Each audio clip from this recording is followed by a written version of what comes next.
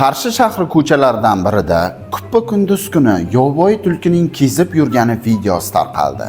Ijtimoiy tarmoqlarda Qarshi shahri xalq nomida Sharshara deb ataluvchi joyning orqasida joylashgan mahallada yovvoyi tulkining aholi yashash joylari yaqinida kezib yurgan videosi tarqaldi.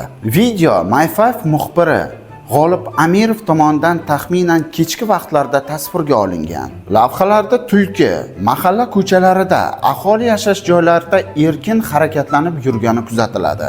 Hozircha rasmiy idoralar tomonidan holat yuzasidan izoh berilmagan.